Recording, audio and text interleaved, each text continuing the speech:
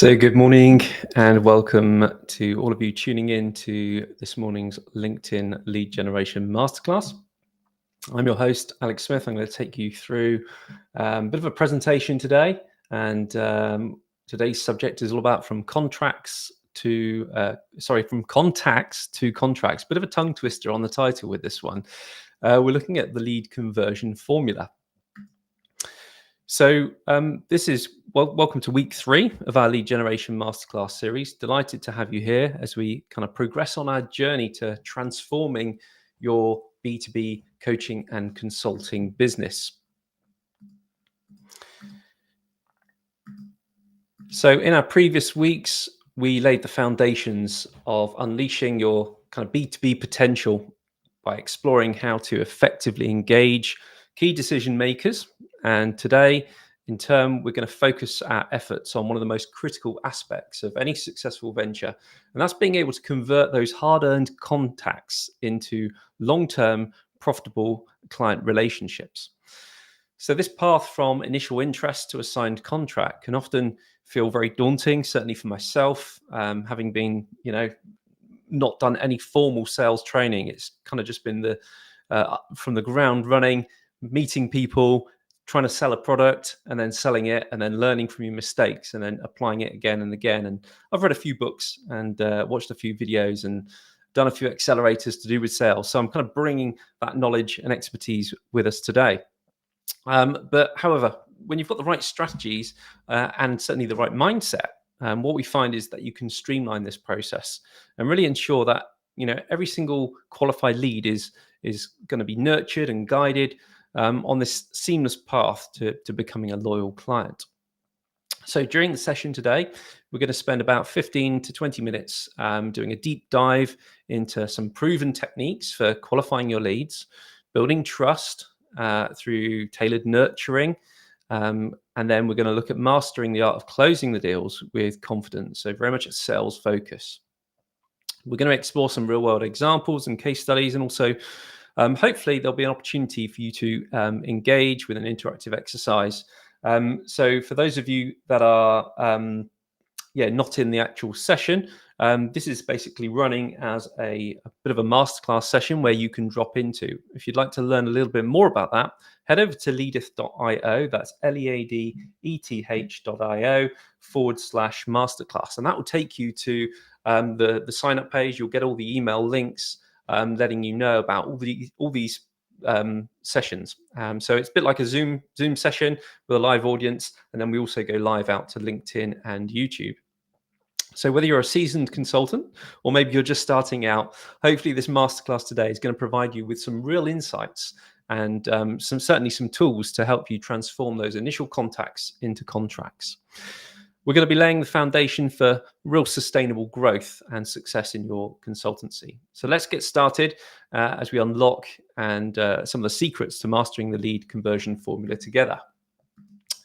First, I want to give you just a quick overview.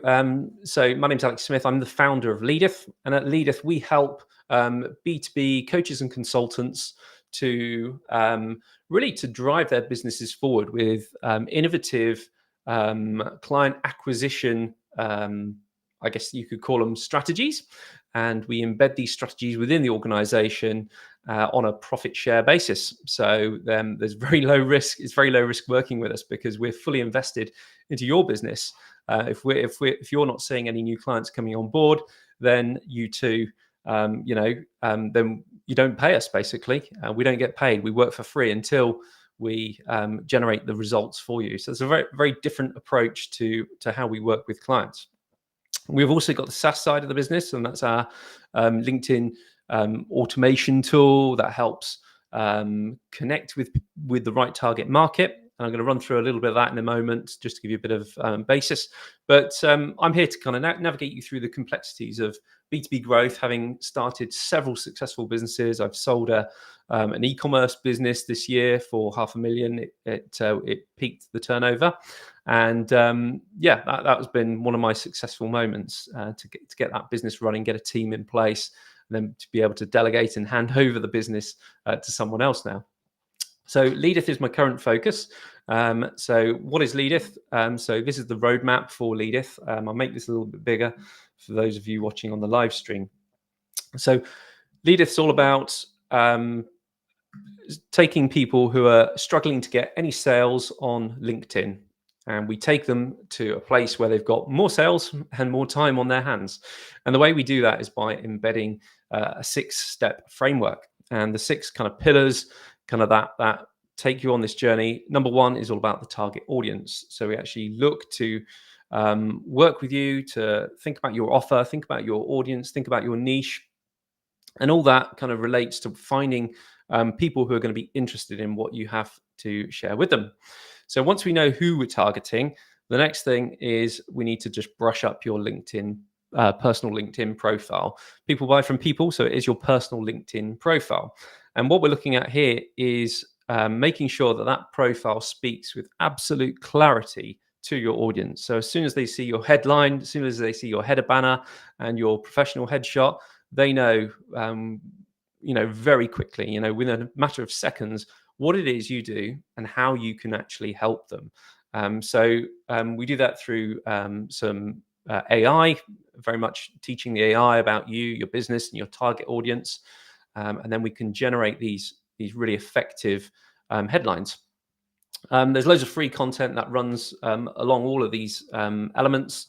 So that's what the masterclass series does. We actually break down each one of these elements. So we're currently looking at the sales, which is more further up the line. Stage 2 is all about outreach automation. That's one of my favorite bits. So leveraging software to start to automate your outreach. And so you don't have to lift a finger, set up campaigns, get them going. So you've got a consistent, steady stream of leads coming into the business. And step 4, we actually have a multi-channel outreach system. So LinkedIn is great to get initial relationships started, but then we move the conversation to email. And if you wanted a 4.5 in here, 4.5 would be having a sales call, more of a telephone call as part of the sequence. And then you've gone to LinkedIn to email, then you're also putting in a telephone call, which would be really good. Some people just a bit too time poor and don't have the time for that stage though. So video content marketing, stage 5. We've realized that video is a very powerful medium on the LinkedIn platform. So when you start to have a bit of a content schedule, we actually talk about what we call the 13-week cycle, and that's creating three months worth of content that can go out to LinkedIn, one piece of content every day. If you can't do that much, just one piece of content every week is great.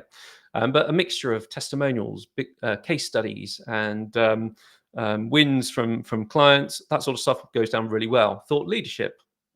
And it might be just some insights from the industry, some sort of engagement polls, things like that. So we've got loads of ideas to help you with your content strategy as well. A great content strategy means you'll be also having inbound leads, people coming and finding you from the content, as well as your outbound efforts. So it's kind of like a 2-pronged approach here.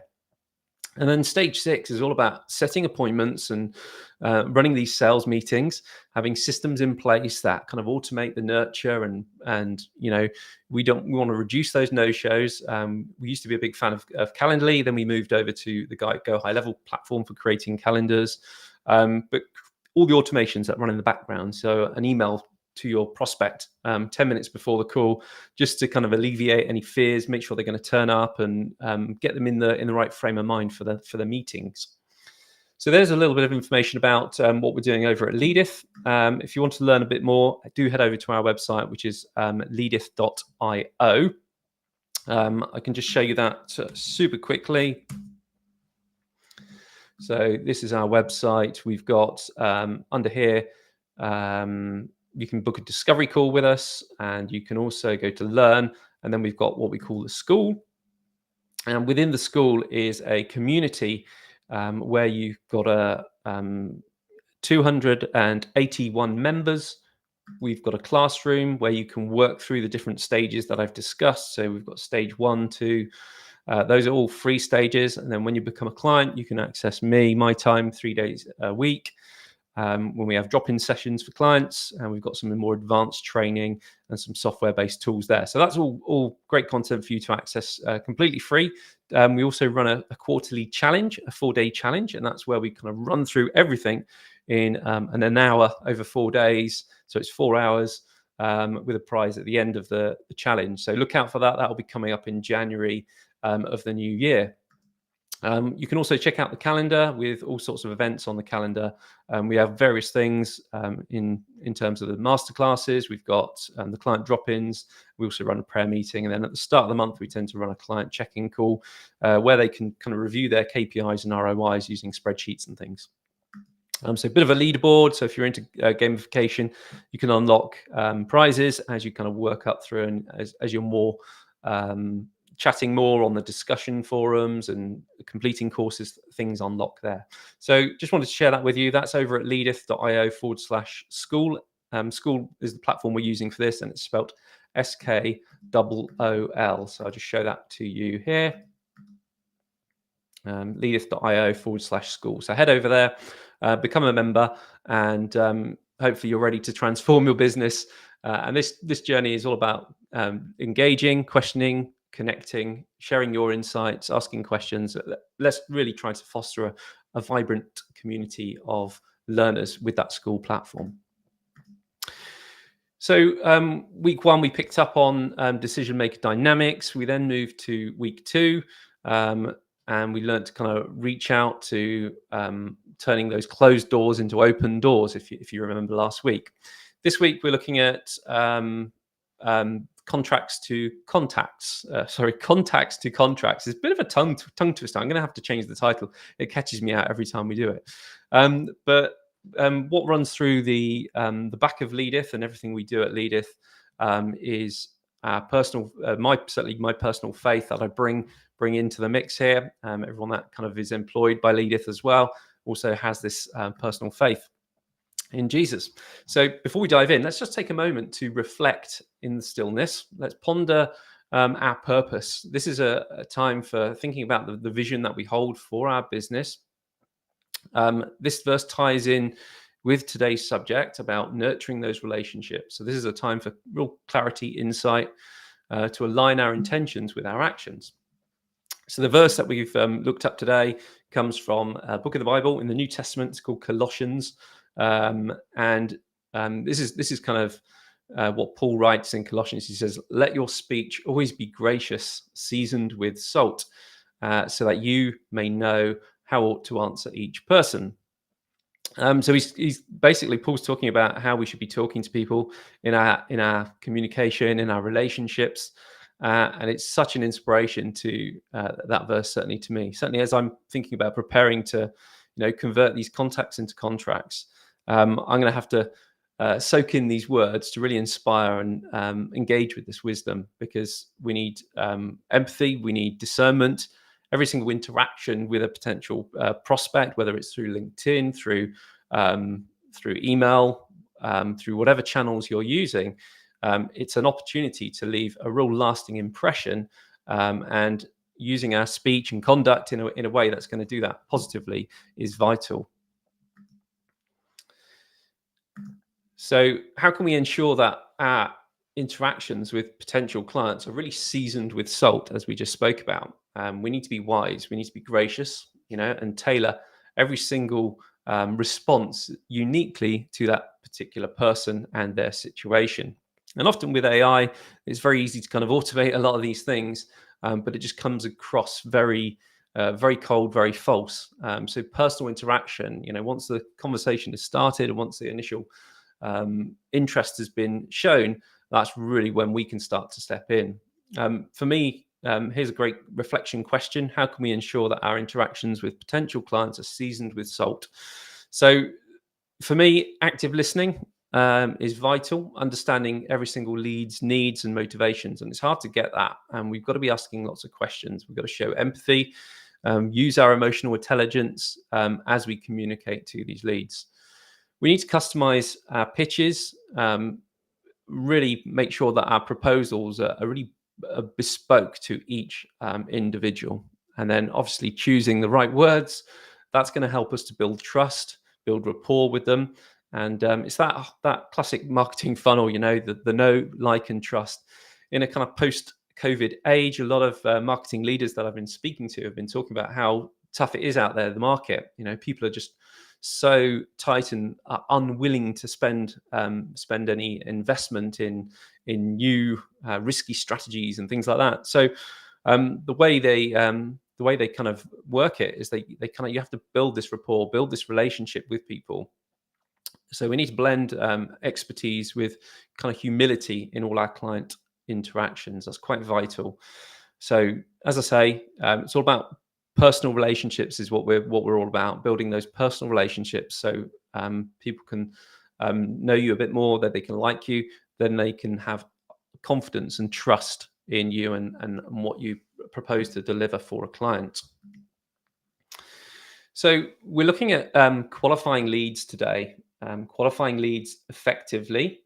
And one of the key things here is, as we move from a contact to a signed contract, the first step is just knowing how to accurately qualify these leads. There's lots of systems out there which will do lead scoring now, and it's based on the number of interactions that you might have had with a contact. Obviously, on LinkedIn, these systems don't exist unless you're pulling a lot of data from LinkedIn into a third-party tool. Then you actually start to understand, there's been quite a few back and forth. There's been a lot of messages, a lot of DMs, and we've actually had a meeting. So that score would be higher. So LinkedIn, if you're listening to this, my advice would be, bring in some lead scoring into your systems. There's certainly, you're missing a trick here. So this score would really help you to really understand at a glance how hot somebody is, how many interactions they've had is usually a good clue. How many times they've visited your profile, how many times they've messaged you. All these things contribute. How many events have they shown up, live events? So scoring your leads is a vital thing. I personally use a system called Go High Level.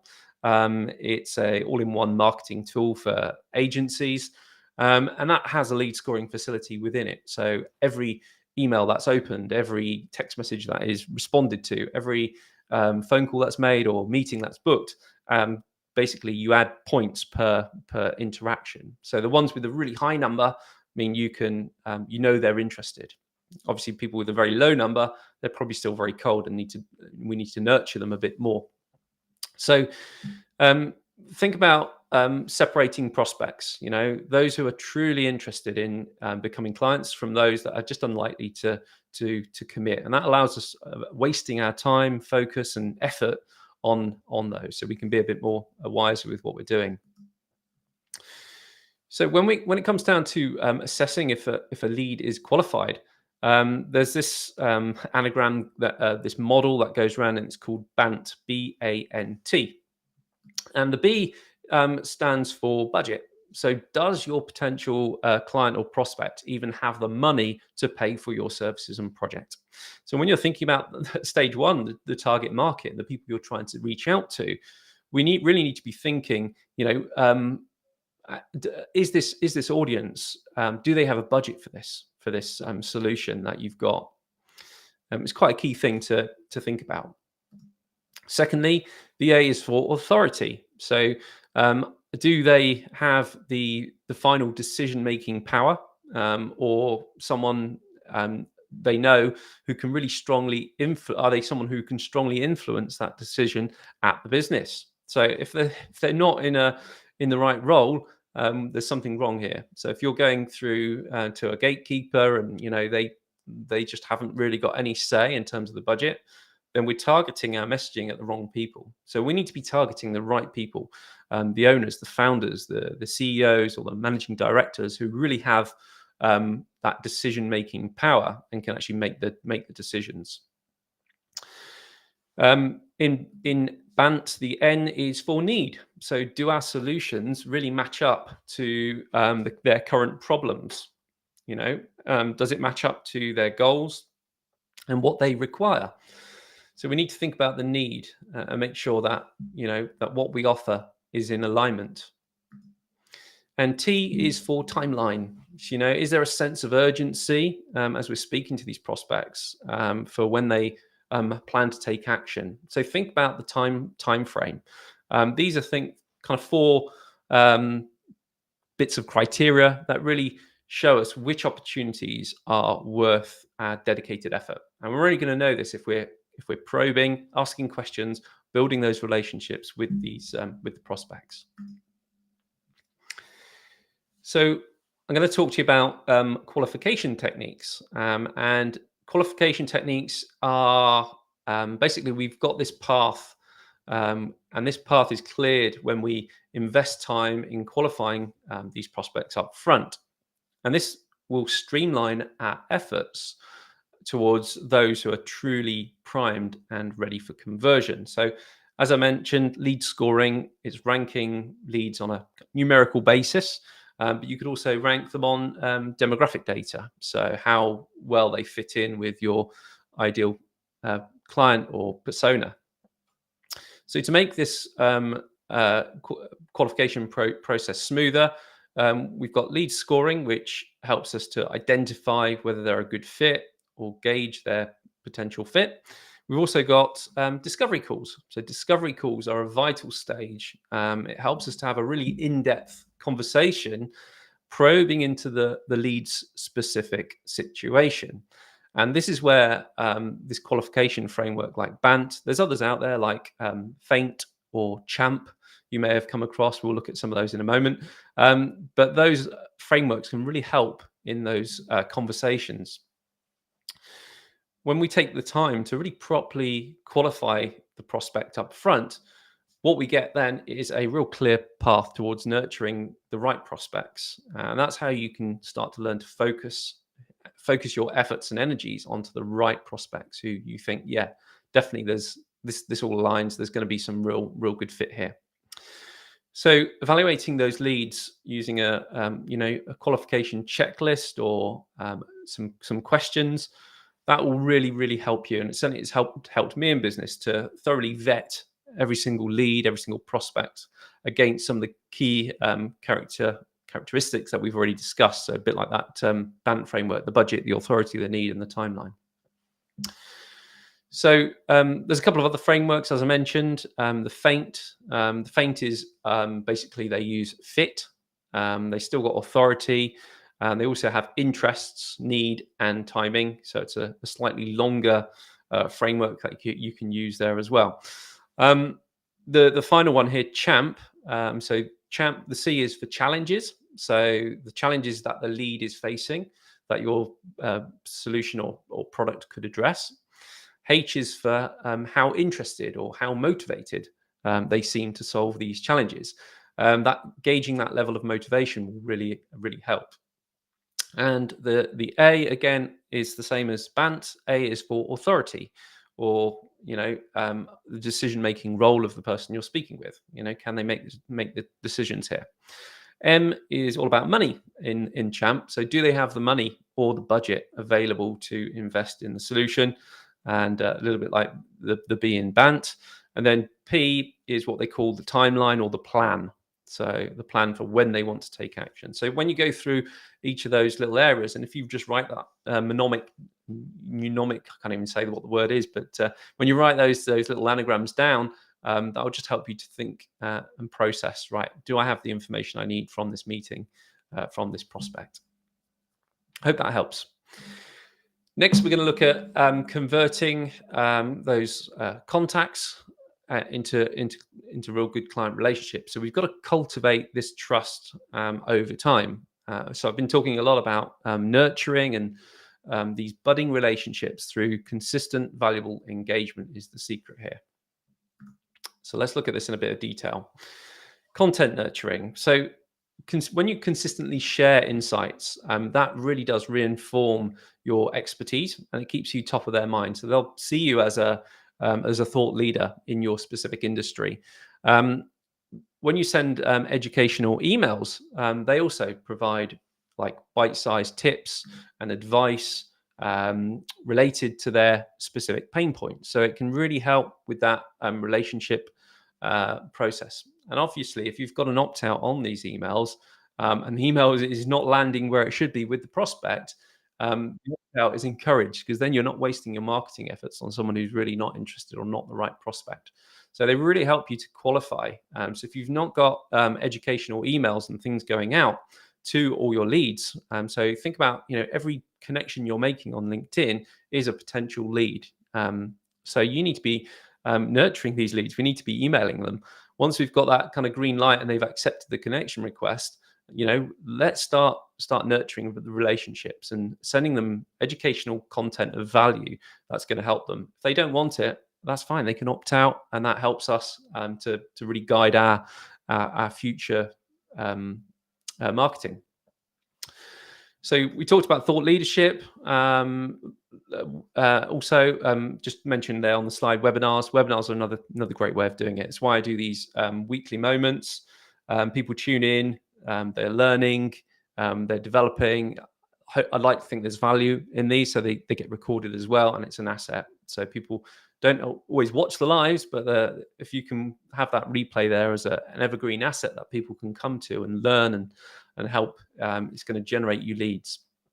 So going back to thought leadership, having content like blogs, certainly on LinkedIn, think about a LinkedIn newsletter. That's a really great format. Videos are very powerful. They speak a lot more, certainly to people that certainly don't have that attention span.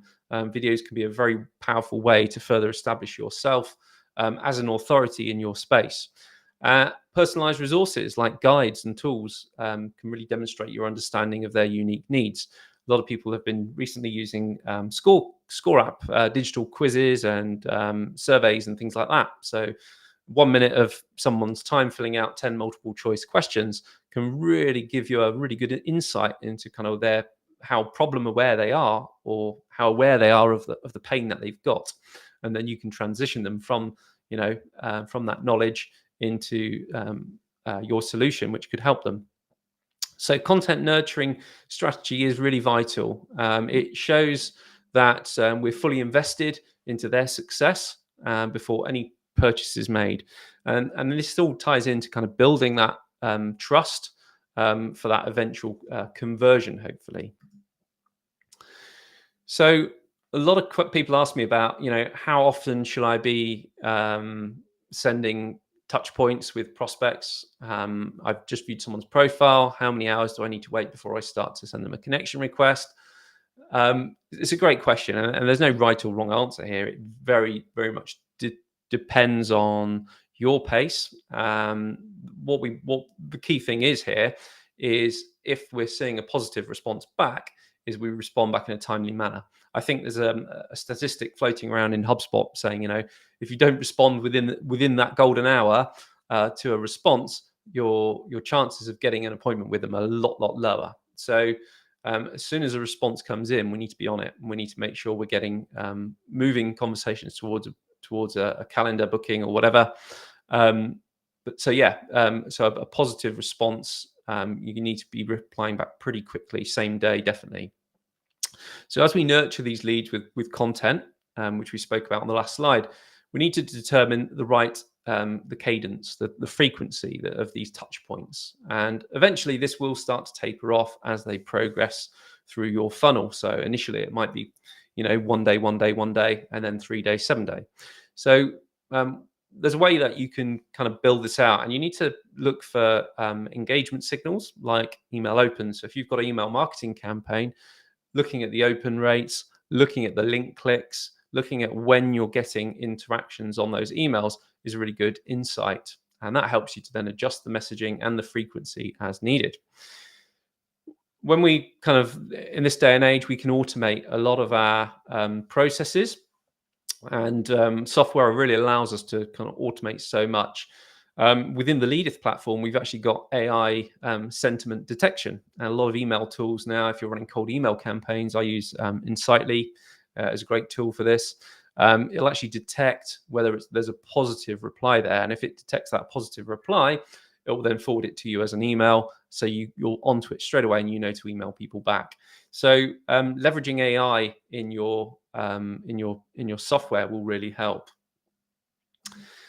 It's important to also make it a two-way dialogue. So responding promptly, and once they've replied, we need to have real conversations with people.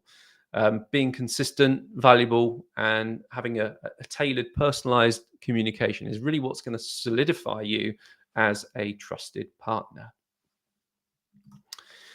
So we're going to quickly look at closing techniques now. So this is the kind of final stage, but it's important that we adopt the right mindset.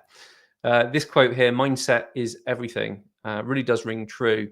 Um, the closing stage represents the crescendo. It's that pivotal moment when all of our diligent lead nurturing effort right until this point, is starting to pay off. And how do we approach these? Our approach to these final stages is really going to either make or break the conversation with the prospect. So we need to bring equal parts of both confidence and empathy into the closing process. So confidence um, in the value that we can provide to the prospect, and the nurturing journey that has preceded this moment. But also we need to bring empathy. We need to really recognize that this is a significant decision for your potential prospect. So knowing when the opportune moment has arrived and to go for the close is often half the battle, and that's understanding kind of where they're at. But there are several telltale signs that that a lead is really primed and ready to convert. And the clearest signal that you can get is when they initiate questions about pricing. What's the pricing like? Or maybe logistics for implementation, delivery. That really implies, that they're envisaging themselves as a potential client. Another sign is they start looping over or looping in other team members from their side. So they might think, hey, I need to get what's it involved now. They're assembling the full decision-making team potentially. And then the other one is they might talk about potential timelines and rollout plans for adopting your solution. And that indicates an advanced stage of lean in and that they're really on board. But the biggest signal I find is when they really convey this sense of urgency and timeline suddenly become very compressed. They want to get started straight away. Getting their credit card out. That's a real great sign. So when that decision becomes much more time sensitive. So we need to learn to identify and capitalize on these closing signals because they really do represent a bit of momentum that you've been nurturing them towards and then finally cresting. Okay, so even with a qualified and nurtured lead, often we'll get objections, and this is where I need to really work on these objections and listen harder to kind of work around solutions. But the objections shouldn't really be viewed as confrontations as such. We need to just approach them as an opportunity to explore the root concern or the root issue. We're going to look at this in a bit more detail over the next couple of slides. But so if your pricing, is a pushback, we need to reiterate the full value of your offering, really to unlock it in relation to their specific goals. So that's when I would drive into something like an ROI calculator to demonstrate the real returns on investment, and that's kind of like a numbers. It's a very logical thing for people just to see that. We could also look at maybe proposing alternative options, or maybe adjust your offer or package in a different way that might be better suited to their needs if their budget is really tight. So being quite flexible is the key here. They kind of people will appreciate if you've got a bit of flexibility. If you've got a waiting list and and you don't do that flexibility, then that's great. I mean, you can always just move on to the next person if you've got a waiting list there. We need to ask insightful situational questions that are going to reframe the objection from their perspective. So we can also use like a rhetorical question to really reshape their mindset around the objection. We've got a few examples of these coming up, but remember ultimately that you're both still aligned and you're wanting to solve this pain, this problem, this challenge that they've got at the core. So these objections just help us to refine and find the best path together forward. So when you approach these conversations, be just really relaxed about it. It's just a conversation at the end of the day. So by having this open mind and dealing with these objections, we can really kind of resolve them promptly, and that helps us to like clear all those remaining hurdles before we can sign with a client. Yeah, just be mindful of the time factor. If you're having meetings and meetings and meetings, is that time sensitive thing a real issue? Often I come across this one. People say, I need to talk to my board. Bit of an objection right at the last minute. They've got It's a fairly common objection. And once you isolate the green light, as the only thing that's holding your prospect back from going ahead, you're then able to approach it with a frame that you're trying to help them make it work for them, and it's got to be as easy as possible to present your offer to this board. So you want to basically collect as much information as you can and get the potential questions before they get asked. Have the answers ready to go.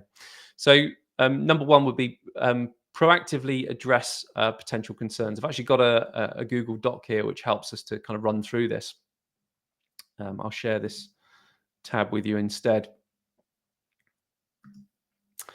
So anticipate those potential concerns, ask them directly. That really helps us to kind of get clarity first. It shows that we're prepared, and there's also a bit of a desire to provide all the necessary information that they could want. Identify the specific concern. So we need to really dive in deep, probe what is the exact nature of the board's potential hesitation, or if they've got to go to a buyer or a potential partner in the business. You could say, are there any concerns that they might raise? This allows us to have a really targeted response to the specific issue that's going to be raised. Again, this flexibility and compromise. So after we've identified this concern, maybe it's something about the length of a contract, we can start to identify, how we can adjust this and remedy the terms maybe. And this demonstrates willingness to work with the client's needs, and it reduces the perceived risk on their part as well. But we need to understand, what is the client's decision-making process? They've been through this several times with lots of different businesses. So we need to maybe ask a question here. So, what's the typical process for your business in making decisions? And when we start to kind of work through this thought process, it really helps us and equips us to get people over the line. Propose an expedited process. So you could also say, after learning about any potential delays, you can maybe suggest ways to speed up that decision-making process. And that shows that you've got initiative and a desire to kind of move this forward to get them where they want to be with their, problem solved.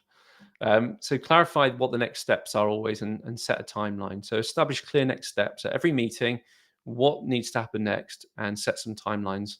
And that creates a bit of momentum. It creates a sense of progress, getting them closer towards signing up with you and closer to their ultimate goal, which is hopefully what your solution and product will deliver them. Again, constantly reinforcing the value, and we do that with confidence. Obviously, if you've got case studies and testimonials that you can show in these final stages, that really helps. So there's a few principles as well, which I'll read them out quickly. So anticipate the concerns, don't wait for them. Probe for specifics, not generalizations. Offer flexibility, not rigidity.